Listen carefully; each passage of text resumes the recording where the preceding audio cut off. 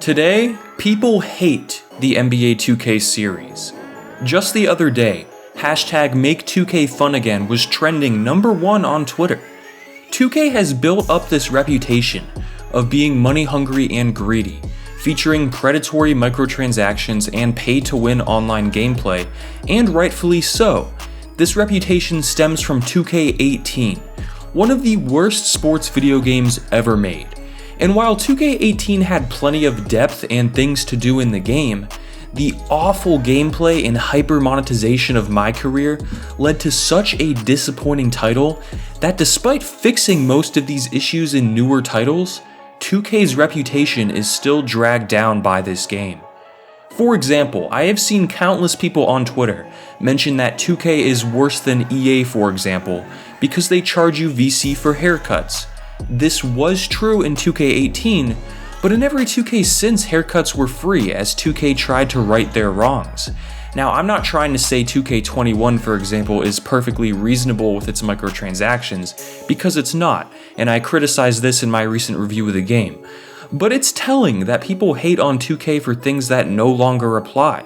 It seems like 2K18 was so bad that a ton of players decided to quit buying 2K games altogether as a sign of protest, yet will continue arguing that newer 2K games are bad based on flaws that only applied to 2K18. 2K18 was the catalyst that really started the trend of bashing sports games. The problem with 2K18 was that 2K tried to push the envelope as far as possible in terms of maximizing revenue. They wanted to see just how much money they could get out of their player base without completely losing them. Obviously, 2K went too far, and with gameplay that was nearly unplayable, they lost the loyalty of a large percentage of their player base. Thank you to Audible for sponsoring this video. As you guys know, Audible has helped sponsor my channel multiple times now and offers a service I personally recommend.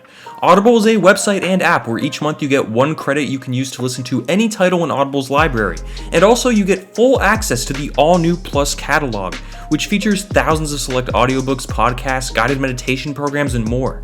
Whatever you choose to use your credit on is yours forever, and by going to audible.com/softdrinksports or texting softdrinksports to 500-500, you will get your first month free, meaning you can select anything in Audible's library and listen to it right now for free. I've been listening to Unscripted, a book written by Ernie Johnson about lessons he's learned throughout his life.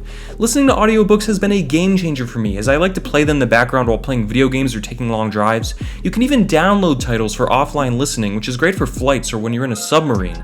With your own free audiobook, as well as full access to thousands of included titles with the new Plus catalog, what are you waiting for? Visit audible.com/softdrinksports or text softdrinksports to 500-500 right this second. Now back to the video. The neighborhood was added for the first time, which was a much larger park with more things to do, but the neighborhood was seemingly created with the idea of microtransactions in mind. The grind was unbearable. Not only did it cost a ton of VC to upgrade your player, but things like haircuts, clothing, tattoos, and shoes were insanely expensive as well. As a rookie, you barely get minutes in games, so earning VC by playing through your games was basically a lost cause in your first season. This game wanted you to buy VC, and it made the grind to become a good player as difficult as possible without doing so. Playing games in the neighborhood really showed how big of an issue this was. You could tell when you were playing someone who spent money on the game, because they'd be a 99 overall player, but play like trash. If you didn't spend money, however, no matter how smart you'd play, you really stood no chance. Your options were to either drop $150 on VC, or grind for hundreds of hours, just to be competitive online and maybe have a tattoo or an arm sleeve. When joining the neighborhood, you were a 60 overall generic player just like today. No one is going to want to play with you because you are a complete liability with your lack of skills.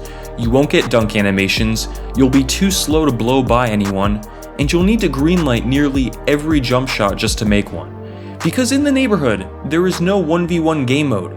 You have to team up with people, and unless you were squatting up with friends, if you tried joining a game as a 60 overall, people would just walk away and refuse to play with you. So basically, there was a paywall to simply play in the neighborhood. Of course, this issue is still present in recent 2K games.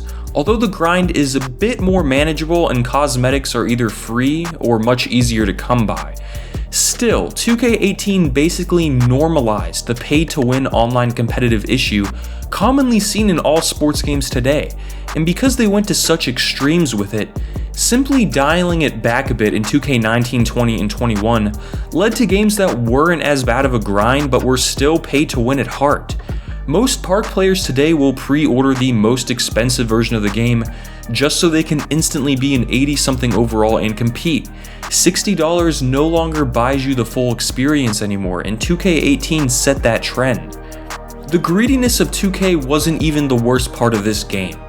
Gameplay was atrocious. On the surface, gameplay sounded great. Here's a Reddit thread from where 2K was hyping up the game pre-launch. They claimed that pre-canned animations were gone, and player attributes determined everything. This got people excited and obviously sounds amazing. However, in the actual gameplay, this wasn't true at all. Animations drove gameplay that year. Nearly any player, regardless of their attributes, could blow by any defender. As long as you started sprinting past a defender, there was a very high chance the blow-by animation would trigger, and then it's an easy trip to the basket with nothing the defender could do. Then there was the insanely weird change to layups. Sometimes there would be a layup meter, sometimes there wouldn't be.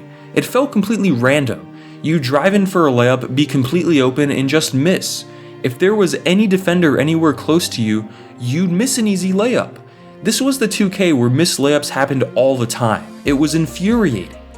They tried to make turnovers and loose balls less animation-based, but this resulted in players being unable to handle easy passes and loose ball scenarios being an ugly ragdoll mess. 2K19 fixed most of these issues, but man, it seemed like everything 2K18 tried to implement failed miserably in execution. I've noticed in recent years, hating on sports games has become more and more popular. Despite being a terrible game, Madden 18 really wasn't hated as much back then because people really didn't have that mob mentality where they were fed up and ready to unionize against a game. 2K18 was the real start of that. If you go on Metacritic, the user score was a 1.6. 2K17 was a 5.8. That's quite the jump. 2K went so hard with microtransactions, and combined with the awful gameplay, players actually got fed up and trashed the game. In a sense, 2K18 could be seen as a good thing, because this game basically woke up the majority of sports game players, as well as casual gamers from all genres, and due to how terrible the game was, it started the trend of demanding a better product from sports game companies. At the time, players were so fed up they started hyping up NBA Live 18 and 19 the next year, a game that was worse than 2K overall, but didn't feature the same predatory pay-to-win tactics in the career mode as 2K did. That was the new standard. 2K18 also proved that consumers do have at least somewhat of a say when it comes to what these companies can get away with. The online backlash towards 2K18 was so extreme that 2K made changes to the game's economy, making everything cheaper and reverting back to more reasonable pricing in 2K19. This showed consumers that enough noise can and will be heard to at least some extent. The funny thing is, as bad as the gameplay was and as pay-to-win as the online game modes felt in 2K18, the rest of the game was pretty good. Graphics were amazing for the time and a huge improvement from 2K17. A ton of new classic teams were implemented. As flawed as it was, the neighborhood was a cool idea and very innovative. Presentation was phenomenal, and game modes like My League and My GM were as deep as always. The thing is, when 2K18 servers finally shut down, there really wasn't anyone still playing the game. With a sports game, the most important thing in my opinion is gameplay, and if a game has bad gameplay, people are going to stop playing it. 2K18 had probably the worst gameplay ever in 2K's lifetime, and while it definitely wasn't all bad, the issues that plagued it made it incredibly frustrating and at times unplayable. 2K17 really wasn't that good. It was an average 2K plagued by serious server issues at launch, but people seem to forget how bad the launch was. Today I get comments all the time on my 2K16 video where I called that game the last good 2K. People call me stupid because in their opinion, 2K17 was amazing. 2K17 was universally hated at launch. The thing is, 2K18 was so much worse. that people retroactively changed their mind on 2K17. 18 made 17 look good, and combined with nostalgia, people now think highly of 2K17. I think most people can agree that 2K18 was awful, however.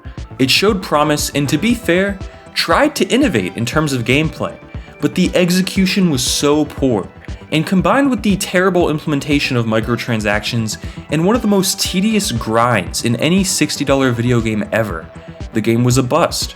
While the general consensus on 2K17 seems to have changed as the years have gone on, I don't think that will ever happen with 2K18, because it was just that bad. And to this day, 2K still hasn't recovered from a reputation standpoint. The new NBA 2K games are some of the most hated games ever, and it begs the question, if 2K18 wasn't such a mess, would 2K's reputation today be any different? Thanks for watching. If you're new here, consider subscribing to my channel.